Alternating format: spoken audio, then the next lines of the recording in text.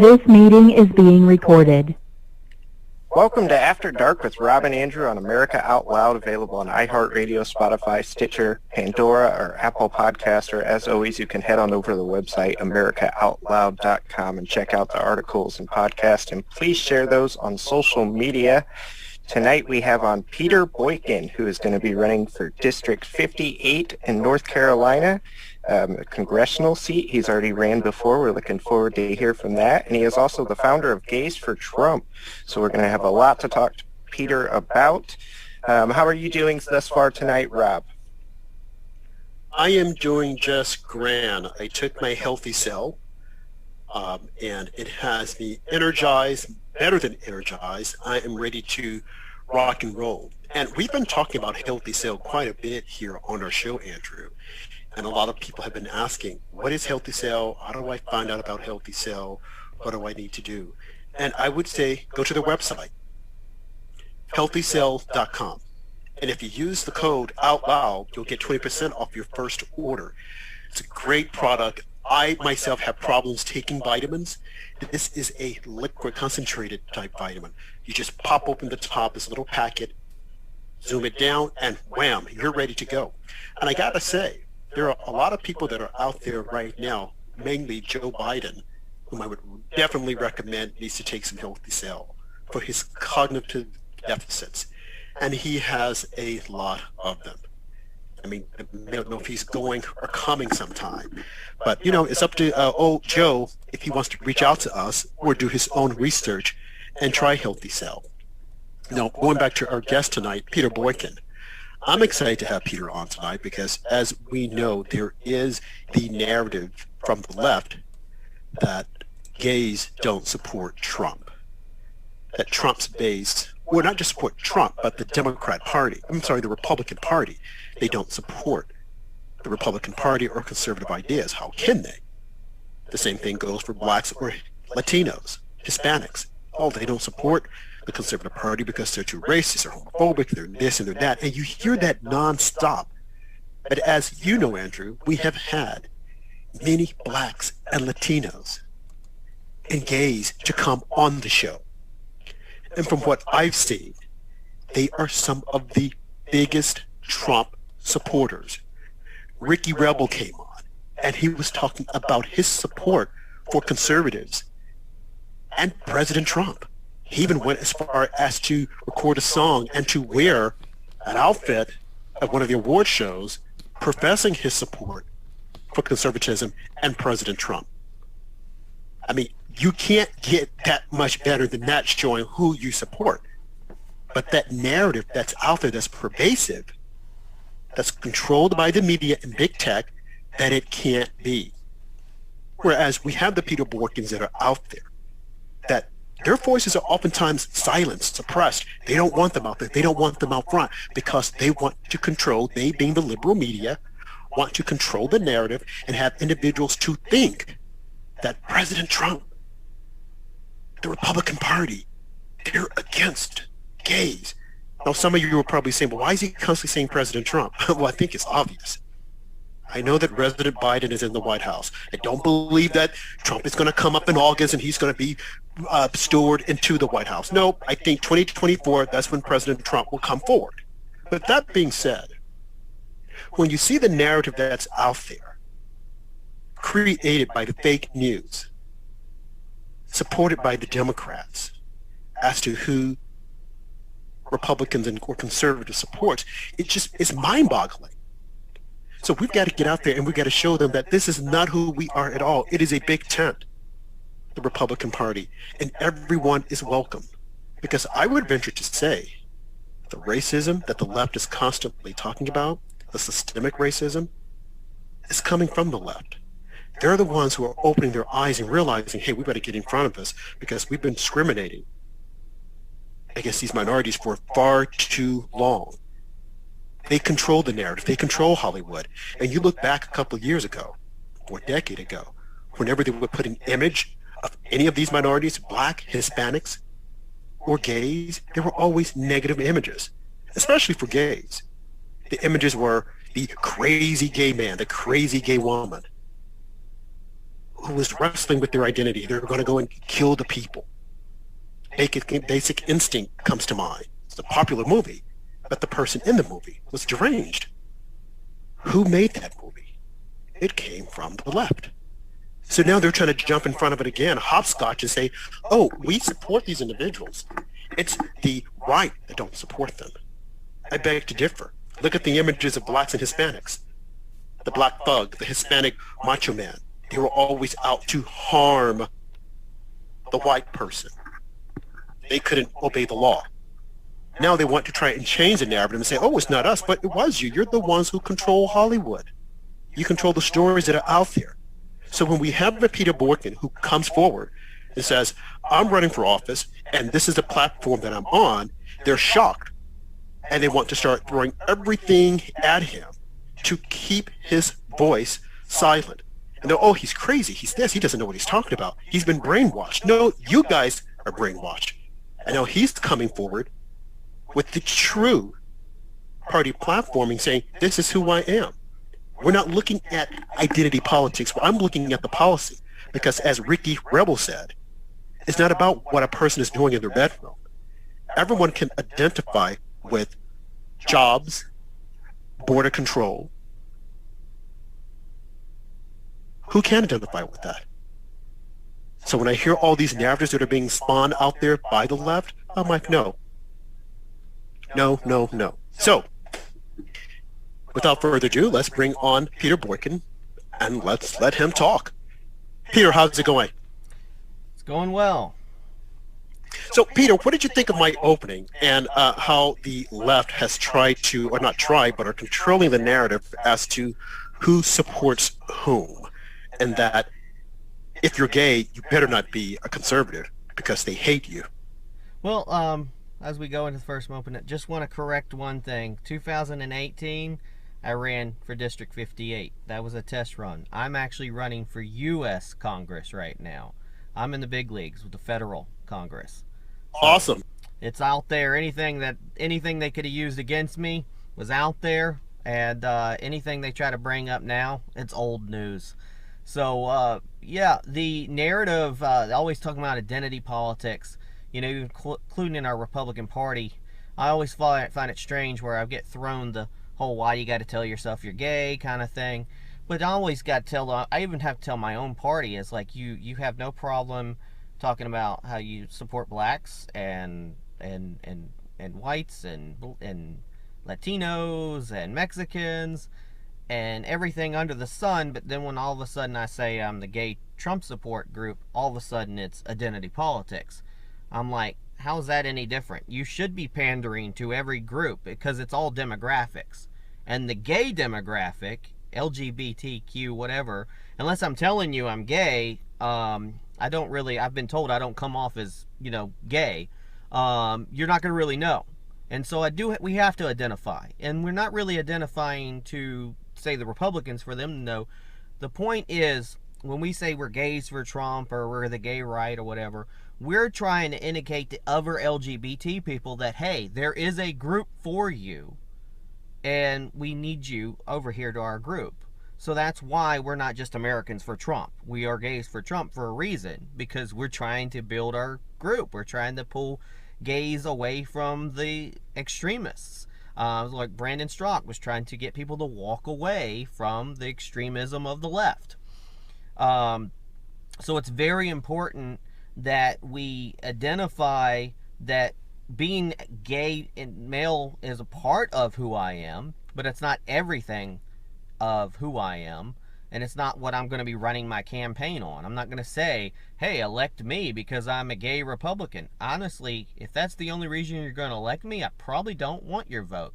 I would rather you look at some of the things that I'm interested in, some of the changes that I want to do, and the fact that I'm not swamp, I'm really grassroots, and I absolutely want to be the ear. I've told people, I am the ear of the government, I am the voice of the people, and I'm the hand of action. So my point is to really fight the swamp and be an everyday citizen. I've learned I've had the experiences of living and working jobs and struggling like everybody else. So I'm more in tune with what the Republican Party is now than the old school, establishment that nobody really wants anymore. And you're right, it is the old school establishment.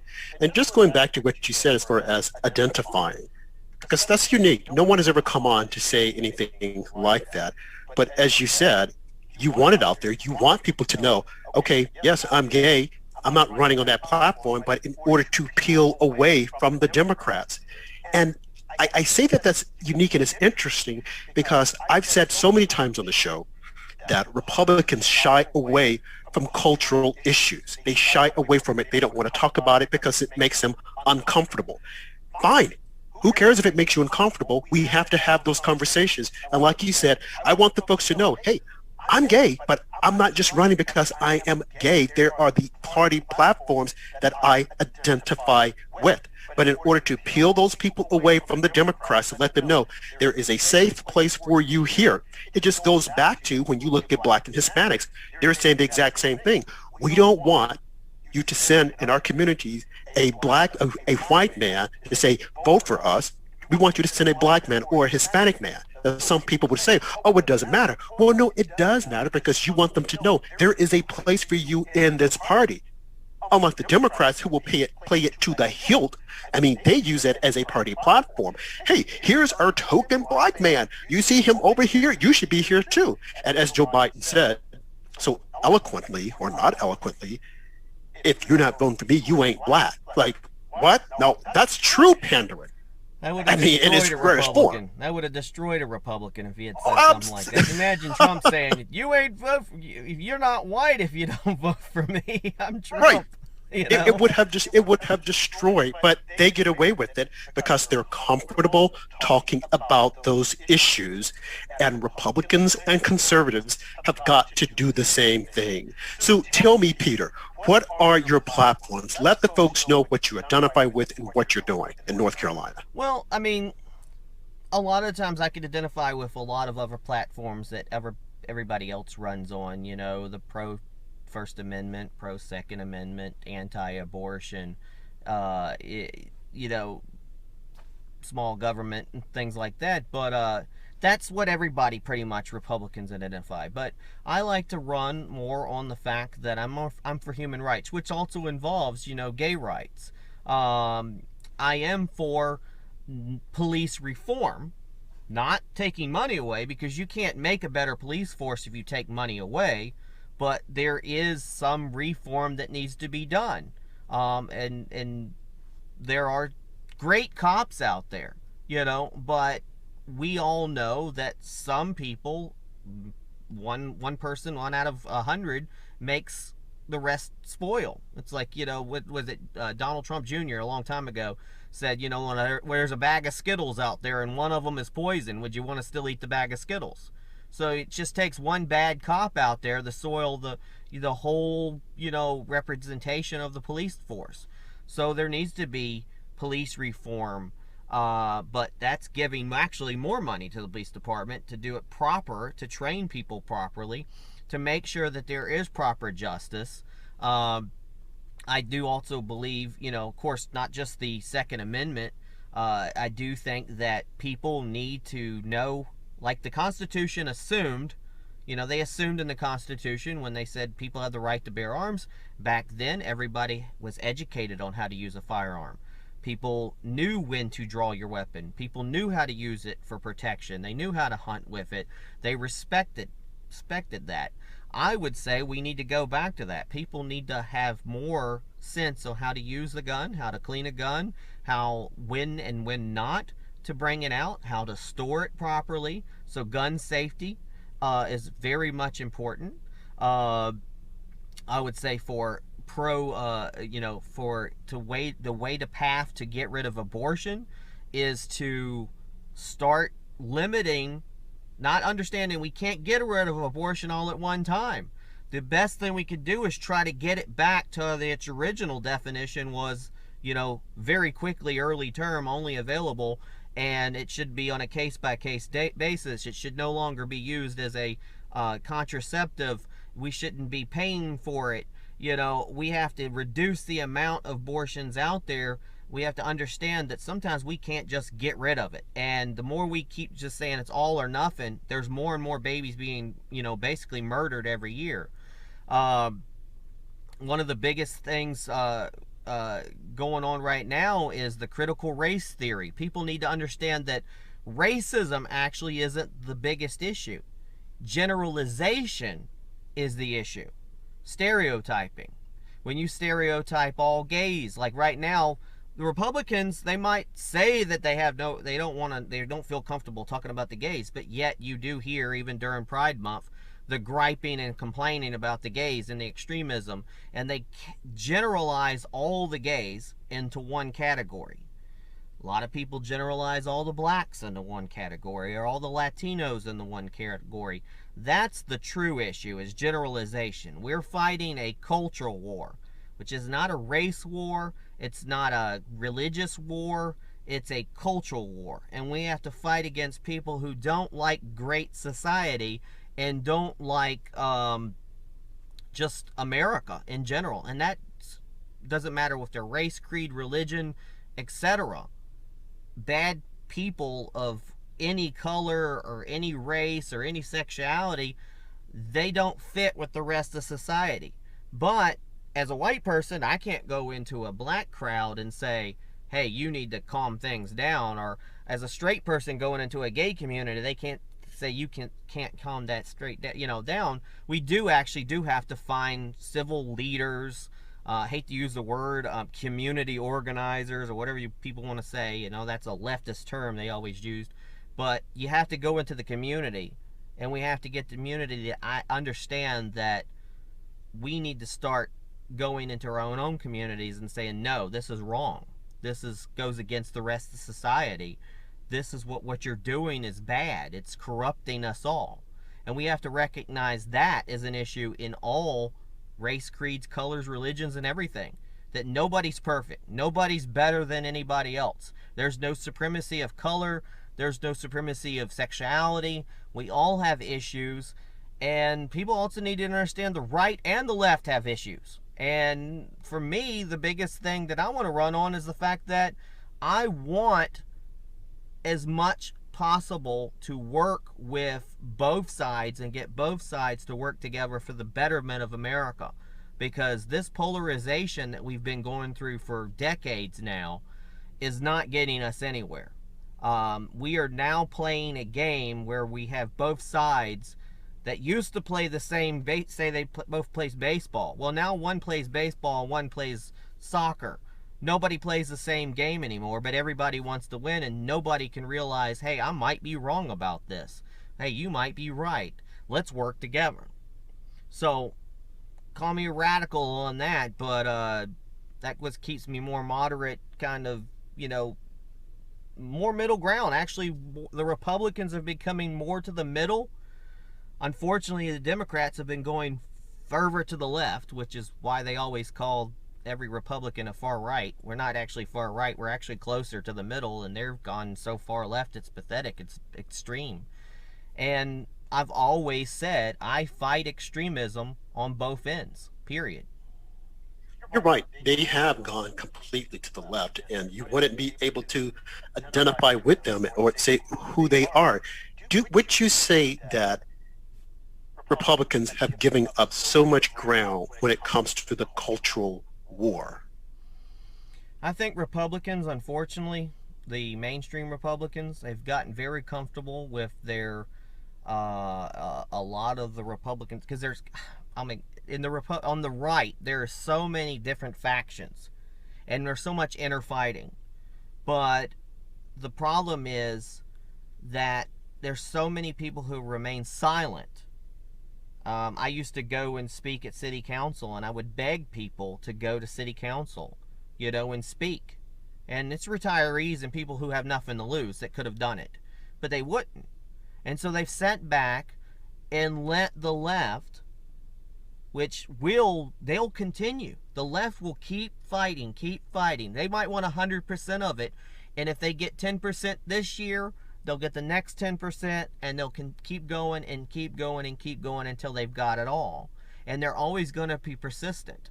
And the Republican Party needs to understand that the reason why we don't have Donald Trump in the White House right now is what I kept screaming back in 2018 is, you got Trump in there. He's one man. He can't do it all. He needs support. And then they gave up. They always give up in the midterms. This actually might be the reverse of that. This is an important midterm that the Republicans need to get off their ass. Apologize, but they need to get off of it, and they need to get up, and they need to fight hard. And if you want Donald Trump to even think about running in 2024, he's not going to run and we don't win the House and we don't win the Senate, or at least have a majority back again, because there's going to be no reason for him to run, because you know what they'll do. They'll start trying to impeach. They'll start doing this gate and that gate against him like they did in the last 2 years of his first term. If he has no support and it's just him, he's not going to be able to get what he needs done. He got so much done in the first 2 years, and then it was just crap for the last 2 years because he had no support. And that came from the laziness of the Republican Party. And I'm going to say it because somebody needs to say it. Somebody needs to say the Republican Party has gotten lazy on a lot of subjects and giving it up, and they need to understand. Even Donald Trump Jr. kind of taught me this, because the day after the midterms, he said, and I'm like, oh, we'll get a small break. He's like, and now starts the campaign of 2020. He said it the day after. I'm like, oh crap, there is no break. There really is no break. It's always a battle. It's always a battle. And sometimes we win, and sometimes we lose, and sometimes we compromise. And honestly, that's what ambassadorship is about. Compromise. That's why we do meet with other nations. Compromise. So if we can compromise with other nations, I think the right and left sometimes can actually compromise for the betterment of America.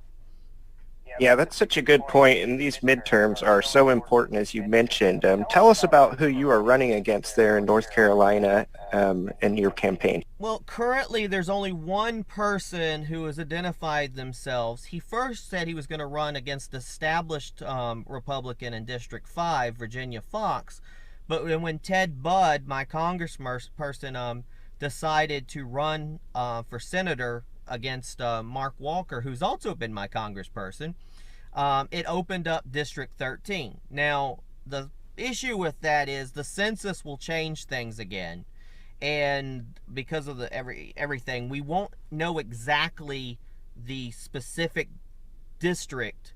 They might even change the number because we added a 14th district. We won't know until September. We've got to file in December, and then the primary is in March.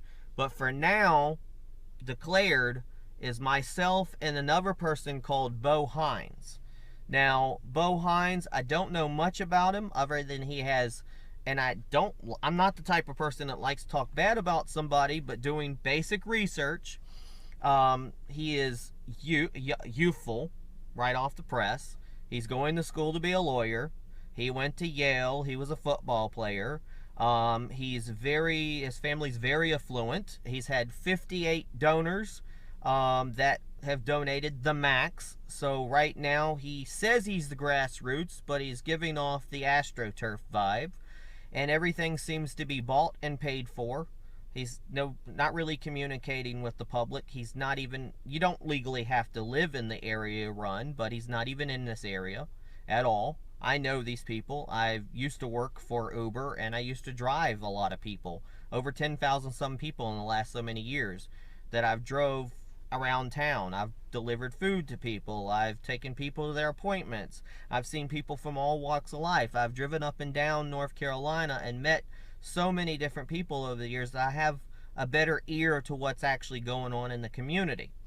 And I don't think that right now having a young, inexperienced individual that basically screams swamp, screams rich, affluent, I don't have a job, I've never had a job kind of, affluence is what the Republicans kind of want right now. The Republicans, for now, are worried about if their votes counting, and they're also worrying about people who actually will listen to them and want to be a representative. And that's who I'm planning on being. Now, the field might grow. I don't know who else might step in the ring. It could grow up to 20 people. It's an open region. But my whole point is I'm putting my name out there. I'm completely grassroots. I don't have $150,000 like my opponent has in a growing war chest. But I will put out billboards. I will get out as much as I can. I will ask for small donations. I will make sure that if I do take any money from larger groups or PACs, that they identify with something that I agree with, because I won't take money just to get money. I'm not here to make money off of it. I'm not here to get famous off of it. I'm here because I have lost my jobs over the years. I have been cancel cultured from social media as much as they can do, and I've only been able to kind of sneak my way back into most social media because of my degrees and everything. And my goal is to do what I can to bring my knowledge of technology to America, because we don't need any more lawyers, that's for sure. You know, opponent's a lawyer, so are going to be a lawyer. We need more technological people who can fight against big bad social media, people who can help us not go through this energy crisis of being shut down by a Russian hack, you know, which I could have, honestly, I can maneuver around that hack like in 30 minutes. If it would have just gave me like maybe a couple of Bitcoins, I could have did it. Actually, I would have did it for free. You know, honestly, Right. it's not, I can't understand how they paid a ransom like that. That's a ransomware, which is actually very easy to get around, hack, and it shows that their infrastructure of their company wasn't done proper. There's so many different ways. It's irritating that our infrastructure for technology and our communication systems can go down so easily. We don't even have copper wire anymore. You don't even have traditional phones anymore. If the cell phone networks go down or the power go down, the grid goes down, we have no actual way to communicate with each other. Nobody knows Morse code. I don't know Morse code, but hell, it doesn't matter because there's no wires to click it on. It's Let me just crazy. add this. What you're saying is so true. We do need to diversify the knowledge base that's on the Hill. I mean, we have enough. The attorneys and the lawyers are good, but we need to diversify so that we can tackle issues like big tech and what they're doing, because a lot of the folks on the Hill don't understand it. But I wanted to just backtrack to something that you said, your opponent. Very little experience. But as we know, it doesn't matter when it comes to the Democrats. They would get the most least experienced person. Look at Alexandria Cortez, or whatever her name is, AOC, whatever she calls herself. Zero experience, however, they have her out there as a subject matter expert. She's always thrown out there. She's always given the mic. Why? Well, because she has a lot of followers on social media. And they want us to believe that social media is the universe. Granted, there's a lot of power out there and you reach a lot of people. Look at President Trump. He reached a lot of people. But this woman knows absolutely nothing. You get her before someone who knows the issues and who can debate the issues, and she will falter. This happened to her back in 2018, and the media covered for her. I want her to have a debate of substance. I want someone to go against her. Now, of course, if that were to happen, they'll come up with all these isms. Oh, genderism. They're trying to put her down. Oh, womanism. They're trying to put her down. No, she doesn't know anything. We've But actually yet and had still- a run-in before. Well, that's good. People came up with her. And it might be a surprise, but AOC would actually be a target for me to actually pull in, because I would actually want a nonpartisan committee, and I would pull somebody like AOC and Marjorie Taylor and other people and say, we need to have a conference. Because there is some ideas that you might actually, because even with AOC not being a lawyer and stuff like that, there's probably some things that she might be good at. You know, like even the Green New Deal was horrible, but at the same time, I am for diversification of our energy grid. And I am just diversification of it. All due respect, I wouldn't call her in on anything. In my opinion, Well, she is clueless. I'm serious, and I'm going to use their playbook. She is useless. Marjorie Taylor Greene, yes, I would call her in, but AOC, I have had enough of her and her Instagram. Whatever she says, it makes absolutely no sense. Could you imagine Now, if I was able to pull her to our side? Could you imagine? Because oh God, I don't even want to think about that. I think she's actually. I think she can be manipulated, or pulled, or made let me to say walk this. away. I know that some on the right have said, Laura Ingraham being one of them, has said that she's not a dumb woman. She's smart because look at what the capital that she has managed to gain, and having these seasoned politicians afraid of her, and that's because of social media. Ted Cruz worked That with being her, said, actually. Ted Cruz. I remember. Yeah. But that being said, I don't think that I could be as magnanimous because I see her and I just see 0, 0, 0. But back to my point, as far as candidates not having anything behind them, the Democrats will put them out there. So let's look at 2022 and what you said. If we can't win 2022, there will be no hope for us in 2024, especially in the way of Donald Trump. Absolutely. Now, 2022 will be extremely interesting because we know that if the Democrats cheated once, they will cheat again. It looks as if though we have the momentum, especially when it comes to gun control, law enforcement, and everything that they're throwing, the socialist agenda, the communist agenda. Never in a million years, I'm sure that a lot of people would have expected us to be where we are now, tearing down our history, tearing down what makes us America, and people openly saying they don't like the country, they don't like the flag. They've said it in the past, but now even more so, making our children little activists, teaching the stuff in school. And I heard someone say the other night about CRT. Simply because we're saying don't teach it into schools, don't think that they won't try to enter it in by another avenue and call it something different, because that's how they work. We have to get, absolutely, we have to get rid of the people that are there with that mindset. You look at our school system, look at our universities. A majority of the people there are from the left. The right has just given up. They've conceded that ground. But we have got to go out and we have got to start recruiting and telling people these jobs are honorable. Like you said, bringing people on the Hill that have the background, that knows technology. We have got to cover the bases. We're behind. And the only way we're going to get ahead is we start recruiting and looking at other people other than lawyers, other than doctors, looking at people in these specialized fields and say, come here, be a teacher, do this and do that. It can be done. We can't just sit there and say, vote for me because I have the conservative ideas and I have the platform. What about the people that are out there? Go into those communities and pull those people out and say, have you thought about this? And as I said on one of our shows, in addition to that, and a lot of people will push back on this, is to get our conservatives to move to those blue states or start recruiting in those blue states and raise them up. That is what Democrats do. They're pushing people to Florida. They're pushing people to Texas. They've messed up their states and cities. So now they're going to, let's get up and let's go to the red states because they're managed so well. And once they get there, they'll tell a friend, the friend will come, their families will come. The next thing you know, you have a huge neighborhood and then a huge voting block. And then they start to chip away our values, making the state purple and then blue. Republicans, conservatives have got to wake up. You got to start working with those people.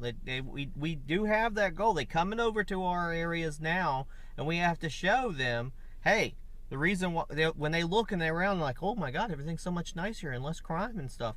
And you say there's a reason, because Republican ideals and then things work, and we have to start educating. We can change people's minds, at least we could get them more moderate, if anything.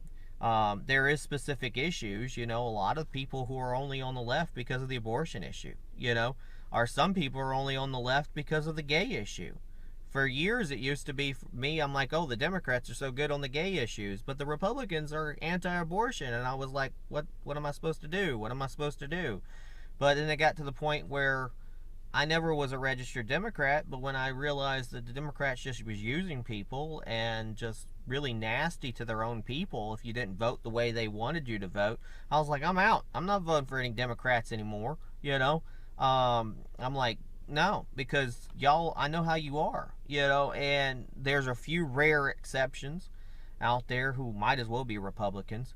You have to understand there's some of these areas that are just always Democrat, but there's going to be somebody who's moderate. So I've always said, people, if you live in an area that's super Democrat and you can't immediately get a Republican candidate in there, you could at least try to work toward a Democrat who is as far as right as you can get. You know what I'm saying? Because that's the best. Just try to get rid of any candidate who's far left. You know, fight hard, keep fighting, and don't give up. A lot of Republicans give up in the areas. They're afraid. And it does get worse right now with social media cutting you off and businesses firing people once they find out you're at a Trump rally or something. And those rules need to be put in place. I would say that that honestly, I've been told before that the whole Title VII that, you know, supposed to protect sexuality and race and stuff, it also says creed. And I've actually been told creed is not just religion. Creed is your belief standards and your moral standards, which is also kind of like your political standards. So creed should actually protect your political beliefs. And so that should be protected from being fired or let go to your political beliefs. The other issue I would say that's big is we need to make sure that we should have learned this back in 2000 with the whole Chad issue with, you know, George Bush and Al Gore, you know, and it could have went the other way. But elections, especially federal elections for the president, to me, I would make presidential elections done in a separate booth, guarded by the National Guard, done in a different process, making sure there's no ballots out on the streets to be burned up or destroyed, that presidential election should be protected, and every presidential election should be audited.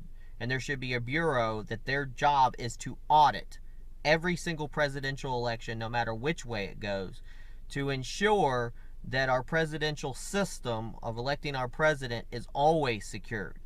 Now, the Constitution, it says that the states have the rights to do their elections for their federal officers. Well, you know, the Supreme, you know, the state, you know, going to the Congress. But the presidential, that affects all the states. And if that's not done right, it's unfair if one state like Arizona or Georgia allows this and then that president gets the points, but it affects all the other states because there's cheating and fraud. And I'm getting tired of people saying the unfounded fraud, unfounded bullcrap. We shouldn't have to be fighting as much as we are to get a proper audit. And it should be done by a federal audit. The state should audit and the federal should audit. And it should be automatically done. Because if you've seen in every other country in the world, as soon as the election system breaks down to the point where people don't believe their vote is being heard, you get things 10 times as worse as January 6th, which was a cakewalk compared to other countries. Period. So we have to protect our presidential voting system now and before the next election and continuously, no matter who wins. Well said, Peter, and I feel that so many Americans feel the same way. If you want to support Peter, you can go to BoykinForCongress.com and check out his website and support him on there. You were tuned in to After Dark with Rob and Andrew, available on America Out Loud via iHeartRadio, Spotify, Stitcher, Apple Podcasts, or download the America Out Loud app to keep track of all of the great shows. We'll be back with more on After Dark with Rob and Andrew. The recording has stopped. Cool. Great first show. half. Thank you. Thank you so much. Thank you so much. So we will get this all edited, and then once we run it, we'll let you know, Peter. Thank you for coming on. Thank you very much. Y'all have a good night. Okay, have a good one. Thanks, Peter. You as well.